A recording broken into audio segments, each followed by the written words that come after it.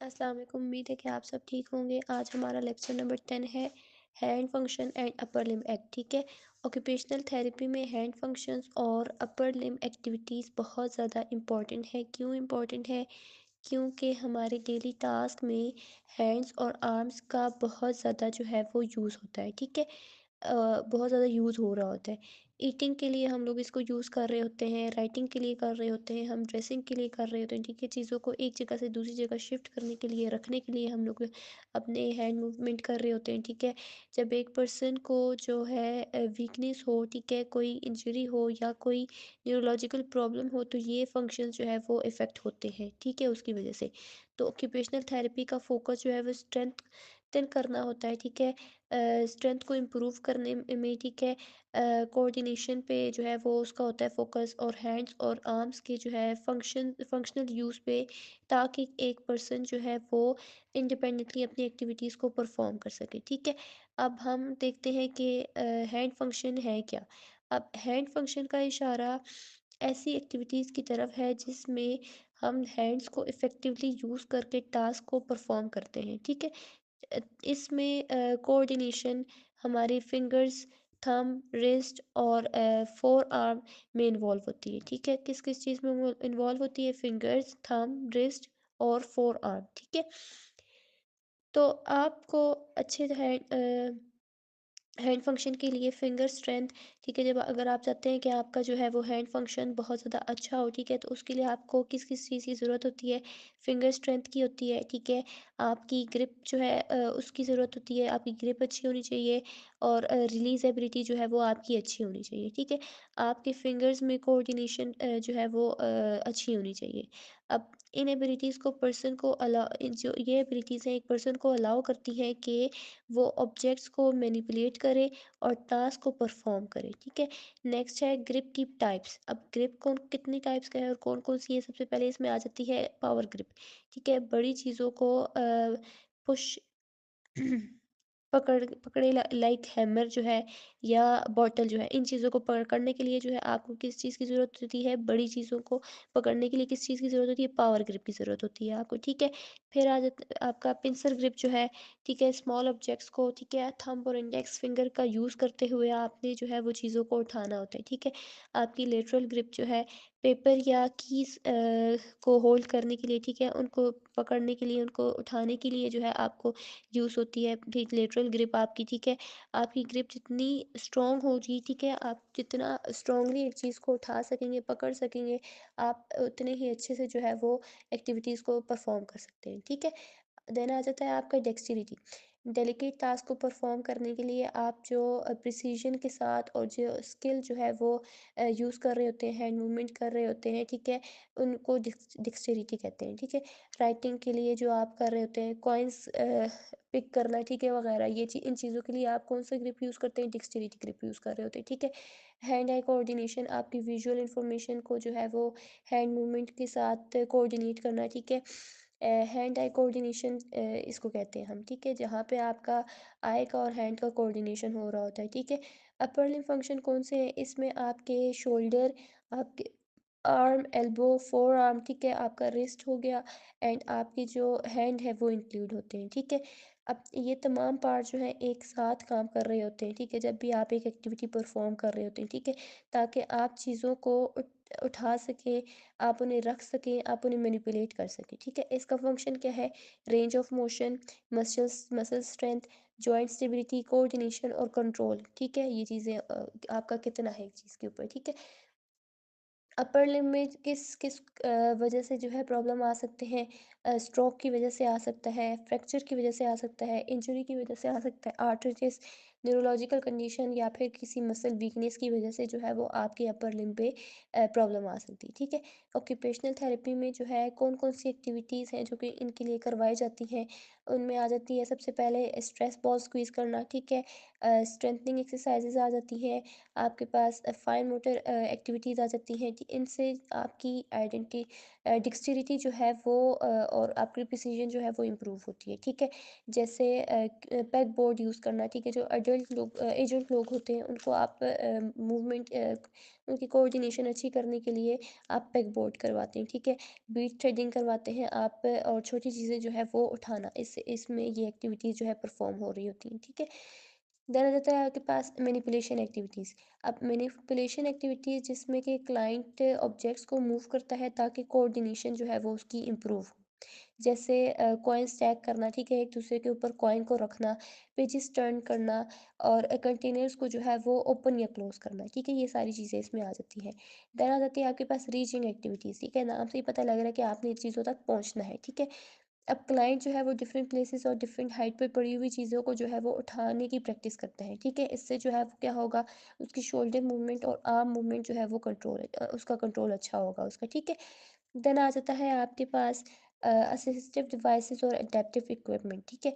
ये डिवाइसेस और equipment tools हैं जो कि यूज़ किए जाते हैं ताकि पर्सन अपनी डेली एक्टिविटीज़ और टास्क को जो है वो इजीली और इंडिपेंडेंटली परफॉर्म कर सके। स्पेशली वो लोग जिन्हें फिजिकल डिसेबिलिटीज़ हो, जिन्हें इंजरीज हों, ठीक है। या रिलेटेड टू उनका एज रिलेटेड हो, ठीक है, कोई लिमिटेशन हो, वगैरह ये सारी चीज़ें जो है उनके लिए जो है ये एक्टिविटीज़ बहुत ज़्यादा हेल्पफुल है। तो ऑक्यूपेशनल थेरेपिस्ट क्लाइंट की नीड्स को असेस करने के बाद क्या करेगा, उन्हें अप्रोप्रिएट डिवाइसेस रिकमेंड करता है ताकि उनका फंक्शन इम्प्रूव हो, उनकी सेफ्टी इम्प्रूव हो और डेली लाइफ में जो है वो इनका इंडिपेंडेंस लेवल भी इंक्रीज़ हो, ठीक है। देन हम लोग देखते हैं कि असिस्टिव डिवाइसेस की टाइप कौन कौन सी हैं। क्लाइंट की नीड पे डिपेंड करते हुए जो है वो डिफरेंट पर्पस के लिए हम लोग असिस्टिव डिवाइसेस यूज़ करते हैं, ठीक है। इसमें हम टाइप्स देख लेते हैं। फर्स्ट आ जाता है मोबिलिटी डिवाइस, ठीक है, मूवमेंट इशू जिनका होता है, ठीक है। एक जगह से दूसरी जगह मूव करने के लिए जो है वो ये डिवाइसेस यूज़ होती हैं, ठीक है। जैसे और सेफली हम लोग करते हैं, ठीक है। जैसे आ जाती है आपके पास व्हील चेयर्स यूज़ करना, ठीक है। अब मोबिलिटी का इशू है, ठीक है, उसके लिए हम लोगों ने व्हील चेयर्स यूज़ की, आपने वॉकर्स यूज़ कर लिए, केन्स वगैरह, ठीक है। ये सारी चीज़ें आती हैं इसमें। अब इससे क्या होता है, बैलेंस इंप्रूव होता है, ठीक है, मोबिलिटी इंप्रूव होती है, स्पेशली उन इंडिविजुअल के लिए जिनको कि लोअर लिम्ब वीकनेस या इंजरी होती है, ठीक है। Self care assistive devices. अब डेली लिविंग एडीएलएस ड्रेसिंग वगैरह, ठीक है, करने में हेल्प की करती है ये डिवाइसेस जो होती हैं, ठीक है। आपके पास जो self care assistive devices use हो रही होती हैं, ठीक है। जैसे बाथ के लिए जो है वो लॉन्ग हैंडल स्पंज यूज़ करना, ठीक है, क्योंकि हैंड मूवमेंट जो है मे बी उनका इतना अच्छा ना हो, ठीक है। ड्रेसिंग के लिए जो है आप हैंडल हुक यूज़ करें, ठीक है। आप रीचर्स या ग्रैबर्स, ठीक है, चीज़ों को पिक करने के लिए आप यूज़ करें। ये डिवाइसेस जो है ना, ये इनको यूज़ करने से लेस एफ़र्ट जो है वो बहुत ज़्यादा कम एफ़र्ट यूज़ होती है, ठीक है। देन आ जाता है आपके पास बाथरूम सेफ्टी इक्विपमेंट। अब ऐसे लोग जिन्हें कि मोबिलिटी प्रॉब्लम होंगे तो ज़ाहिर-सी बात है उनका जो है वो बाथरूम एक उनके लिए बहुत ज़्यादा रिस्की एरिया हो जाता है, ठीक है। तो बाथरूम के लिए हम जो है ग्रैब बार्स यूज़ कर लेते हैं, टॉयलेट्स और शॉवर्स जो है शॉवर्स के साथ, ठीक है। शॉवर वाली जगह पे या टॉयलेट वाली जगह पे हम लोग ग्रैब बार यूज़ कर देते हैं, ठीक है, लगा लेते हैं, इंस्टॉल कर देते हैं ताकि उसको पकड़ के वो लोग जो है वो शॉवर वगैरह करें, टॉयलेटिंग करें अपनी, ठीक है।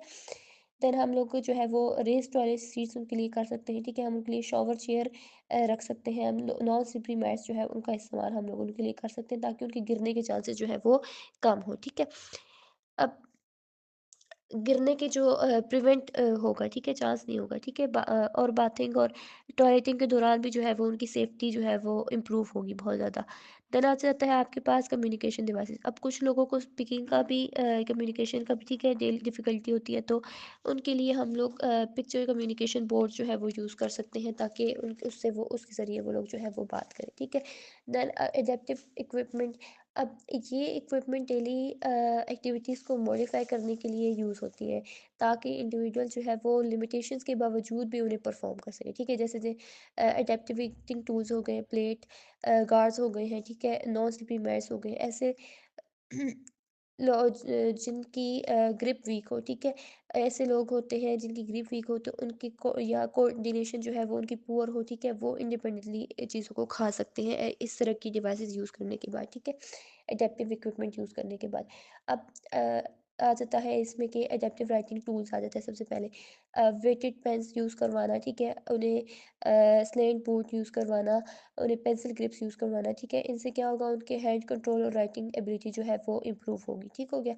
अब हम लोग क्या करते हैं, इसके बाद हमारे पास टॉपिक आता है creativity and play board interventions, ठीक है?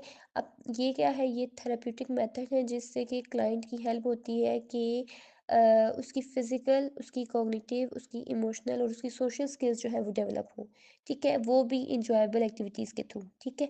बोरिंग नहीं बल्कि एन्जॉयबल, और ये ज़्यादातर जो है वो बच्चों के लिए होती है ये एक्टिविटीज़, ठीक है? अब ये इंटरवेंशन स्पेशली पीडियाट्रिक थेरेपी में जो है वो बहुत कॉमन है, ठीक है? लेकिन ये रिहैबिलिटेशन सेंटर और मेंटल हेल्थ सेटिंग्स में एडल्ट्स के लिए भी यूज़ होती है, ठीक हो गया? ऑक्यूपेशनल थेरेपी जो है वो आर्ट को, क्राफ्ट्स को, ठीक है? इसमें हम लोग जो चीज़ें ऑक्यूपेशनल थेरेपिस्ट क्या-क्या चीज़ें यूज़ करवा रहा होता है, आर्ट के थ्रू, क्राफ्ट्स के थ्रू, गेम्स के थ्रू और प्ले एक्टिविटीज़ के थ्रू जो है वो इन चीज़ों को यूज़ करते हुए थेरेपी को एंगेजिंग और मीनिंगफुल बनाता है, ठीक है? एक क्लाइंट के लिए। जबकि यहाँ पे इस दौरान एक और चीज़ क्या हो रही होती है, जो क्लाइंट की फंक्शनल एबिलिटीज़ हैं वो भी इम्प्रूव हो रही होती हैं, ठीक है? देन आता है हमारे पास क्रिएटिव इंटरवेंशंस। इसमें ऑटिस्टिक और इमेजिनेटिव एक्टिविटीज़ इन्वॉल्व होती हैं जो एक क्लाइंट को अलाउ करती हैं कि वो अपने आप को एक्सप्रेस करें वाइल उनकी इम्पोर्टेंट स्किल्स भी इम्प्रूव हो रही होती हैं, ठीक है? एक्टिविटीज़ इसमें कौन-कौन सी आते आ जाती हैं, ड्राइंग आ जाती है, पेंटिंग आ जाती है, ठीक है? क्राफ्ट वर्क आ जाता है, क्ले मॉडलिंग आ जाती है, म्यूज़िक एंड रिदम आ जाती है एक्टिविटीज़, ठीक है? जो भी आर्ट से रिलेटेड जितनी भी चीज़ें हैं, ठीक है? स्टोरी टेलिंग आ जाती है या ड्रामा, ठीक है? क्रिएटिव एक्टिविटीज़ से जो है वो क्या होगा कि क्लाइंट जो है उनकी मोटर स्किल्स डेवलप होंगी, ठीक है? उनकी इमोशनल एक्सप्रेशन जो है वो अच्छे होंगे और उनका जो प्रॉब्लम सॉल्विंग एक्टिविटी या बिहेवियर है वो जो है इम्प्रूव होगा, ठीक है? अब प्ले बेस्ड इंटरवेंशंस कौन-कौन सी हैं या क्या है? इसमें जो है वो स्ट्रक्चर प्ले एक्टिविटीज़ को थेरेप्यूटिक टूल्स यूज़ किया जाता है, as a therapeutic tool use किया जाता है, ठीक है? क्योंकि जो खेलना है वो बच्चों के लिए एक नेचुरल वे है सीखने का और एनवायरनमेंट को एक्सप्लोर करने का, ठीक है? बच्चों को होता है कि वो जब एक जगह पे जाते हैं ना, तो उनको होता है कि वो एनवायरनमेंट को एक्सप्लोर करें, देखें कि यहाँ पे क्या है, यहाँ पे क्या है, ठीक है? तो जब आप खेलने को एज़ अ एक थेरेपी को खेलना प्रेज़ेंट करेंगे तो वो क्या है, उस चीज़ को और ज़्यादा एक्सप्लोर करने की कोशिश करेंगे, ठीक है? अब प्ले से बच्चों की जो है वो मोटर स्किल, उनकी कॉग्निटिव एबिलिटीज़, उनकी सोशल इंटरेक्शन, उनका इमोशनल रेगुलेशन जो है ये सब डेवलप हो रहा होता है, ठीक है? और क्योंकि प्ले से एक्टिविटीज़ या थेरेपी जो है वो बहुत ज़्यादा फ़न और मोटिवेटिंग बन जाती है, ठीक है? जिससे जो पार्टिसिपेशन लेवल है और लर्निंग लेवल है एक चाइल्ड का वो इंक्रीज़ होने शुरू हो जाता है, ठीक है? अब क्रिएटिव एक्टिविटीज़ की टाइप्स हम लोग देख लेते हैं यहाँ पे कि कौन-कौन सी आ जाती हैं, ठीक है? सबसे पहले आ जाती है इसमें आपकी आर्ट एक्टिविटी, जिससे कि फाइन मोटर स्किल, क्रिएटिविटी और इमोशनल एक्सप्रेशन जो है वो इम्प्रूव होगी, ठीक है? अब देन आ जाती है आपके पास क्राफ्ट एक्टिविटी, जिससे आपकी प्लानिंग, अ प्रॉब्लम सॉल्विंग और हैंड कोऑर्डिनेशन जो है वो डेवलप होती है, ठीक है? जैसे कि पेपर फोल्डिंग हो गया, ग्रीटिंग कार्ड्स बनाना, हम बच्चों को कहें कि आप जो है वो ग्रीटिंग कार्ड्स बनाइए, जो अगर स्कूल में है वो, ठीक है? हम उनको कहें कि आपने टीचर के लिए जो है वो हैप्पी टीचर्स डे का कार्ड बनाना है, तो वो डिफरेंट अपने अपने तरीके से जो है वो उनको बनाएंगे, ठीक है? शेप्स की कटिंग करना, पेंटिंग करना, शेप को कट करके पेस्ट करना, ठीक है? ज्वेलरी बनाना, इस तरह की चीज़ें हम उनको सिखा रहे होते हैं। अब क्राफ्ट एक्टिविटीज़ के लिए जो है वो अब यहाँ पे क्या-क्या चीज़ ज़रूरी होगी, ज़ाहिर-सी बात है अटेंशन, बच्चा अटेंटिव होगा तभी वो उस चीज़ को कर सकेगा, उस पे अटेंशन पे करेगा तभी उसको कर सकेगा, ठीक है? सीक्वेंसिंग की ज़रूरत होती है, ठीक है? जिससे कि कॉग्निटिव स्किल्स जो है वो बहुत ज़्यादा इम्प्रूव होती हैं, ठीक है? क्ले एंड प्ले डॉ एक्टिविटी आ जाती है। इससे फिंगर स्ट्रेंथ और डेक्स्टिलिटी जो है वो चाइल्ड की इम्प्रूव होती है, ठीक है? एनिमल्स या ऑब्जेक्ट्स बनाना, ठीक है? क्ले रोलिंग से शेप्स बनाना, ठीक है? क्ले को जो है वो प्रेस या स्क्वीज़ करना, इससे हैंड के स्मॉल मसल, यानी कि फाइन मोटर स्किल्स जो है वो उसकी स्ट्रेंथन होंगी, ठीक है? और उनकी डेवलपमेंट जो है, उनकी सपोर्ट जो है वो होगी, ठीक हो गया? प्ले बेस्ड एक्टिविटीज़ की टाइप्स हम देख लेते हैं कौन-कौन सी है। प्रिटेंड प्ले, ठीक है? आप प्ले को जो है वो इमेजिन करते हैं, ठीक है? इससे कम्युनिकेशन अच्छी होगी, क्रिएटिविटी आपकी जो है वो डेवलप होगी, ठीक है? जैसे हाउस या किचन प्ले हो गया, ठीक है? आप यहाँ पे ना रियल नहीं ले रहे होते, आपने इमेजिन करना होता है, ठीक है? सॉरी प्रिटेंड करना होता है, ठीक है? चीज़ों को। और आपने यहाँ पे और कौन-सा कर सकते हैं डॉक्टर एज़ अ खुद को डॉक्टर प्रिटेंड करके आप गेम खेलें, एज़ अ टीचर प्रिटेंड करके आप गेम खेलें, ठीक है? बच्चों का क्या होता है कि अक्सर वो लोग सिर्फ़ स्कूल्स में जाते हैं, तो जिन टीचर की पर्सनैलिटीज़ उनको ज़्यादा अट्रैक्ट करती हैं, तो वो क्या करते हैं घर आके उन्हीं टीचर की जिस तरह टीचर दुपट्टा पकड़ रही है, जिस तरह बात कर रही है, जिस तरह लिख रही है, तो वो उस चीज़ों को जो है वो करके खुद के साथ खेल रहे होते हैं, ठीक है? तो यहाँ पे हम लोग उनको प्रिटेंड प्ले करवा रहे होते हैं। बच्चे से क्या इससे क्या होगा कि बच्चे के इनकरेजमेंट जो है वो इनकरेज होगा बच्चा, ठीक है? वो अपने इमोशंस को जो है वो ज़्यादा अच्छे तरीके से एक्सप्रेस कर पाएगा और सोशल रोल जो है वो प्ले करने की प्रैक्टिस हो जाएगी उसकी, ठीक है? उसको पता लग जाएगा सोशल रोल्स कैसे प्ले किए जाते हैं, ठीक है? फिज़िकल प्ले इसमें जैसे आपकी ग्रॉस मोटर स्किल जो है वो इम्प्रूव हो रही होती है, आपका बैलेंस और कोऑर्डिनेशन जो है वो भी इम्प्रूव हो रहा होता है, ठीक है? जैसे रनिंग हो गई है, जंपिंग हो गई है, बॉल गेम्स हो गई है, ये सारी चीज़ें जो है यहाँ पे बहुत ज़्यादा इम्पोर्टेंट, ठीक है? ये गेम्स खेलते हुए जो है बॉल है बच्चे का हैंड आई कोऑर्डिनेशन इंक्रीज़ होगी, ठीक है? जंपिंग है उसकी जो है वो लेग्स हैंड ये सारी लोअर बॉडी और लिम्ब बॉडी और अपर लिम्ब बॉडी जो है वो दोनों इसमें इन्वॉल्व होंगी उसकी, ठीक है? रनिंग में भी एज़ इट इज़। और देन आ जाता है आपके पास इसकी इम्पोर्टेंस क्या है? Fine and gross motor skill की जो है वो इम्प्रूव होगी, ठीक है? आपकी प्ले बेस्ड थेरेपी से।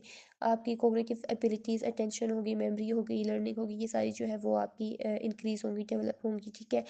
आप जो है वो चीज़ों को अपने इमोशंस को जो है ज़्यादा अच्छे तरीके से जो है एक्सप्रेस कर पाते हैं। आपका स्ट्रेस जो है वो इससे रिड्यूस होता है, ठीक है? ध्यान क्योंकि बच्चे का हट जाता है ना इधर-उधर चीज़ों पे, गेम पे लग जाता है, तो उसका स्ट्रेस लेवल जो है वो कम हो जाएगा, ठीक है? सोशल इंटरेक्शन और कम्युनिकेशन जो है वो इससे बहुत ज़्यादा इम्प्रूव होती है, बहुत ज़्यादा इंक्रीज़ होती है। बच्चा जो है वो पहले अगर नहीं खेल सकता, बात नहीं कर सकता, तो एक्टिविटीज़ से दूसरों अब अगर हम लोग 2 बच्चों को एक साथ बिठा के खिला लें, ठीक है? तो अब यहाँ पे उसकी फ्रेंडशिप भी हो जाती है। तो ऐसा-ऐसा क्या होता है उसका सर्कल जो है वो बड़ा होना शुरू हो जाता है और उसका सोशल लेवल जो है वो इंटरेक्शन लेवल भी जो है वो इंक्रीज़ होना शुरू हो जाता है, ठीक है?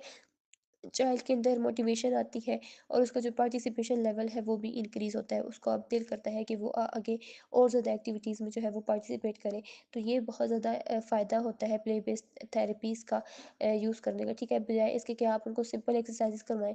अगर आप उनको प्ले बेस्ड इंटरवेंशंस दें, उनको प्ले बेस्ड एक्टिविटीज़ करवाएँ तो उससे उनकी रिकवरी भी फ़ास्ट हो जाएगी, ठीक है? और उनका जो है वो दिल भी लगेगा उस चीज़ में, ठीक है? उनको दिल करेगा करने में। पार्टिसिपेशन लेवल जो है वो उनका बहुत ज़्यादा इंक्रीज़ हो जाता है, ठीक है?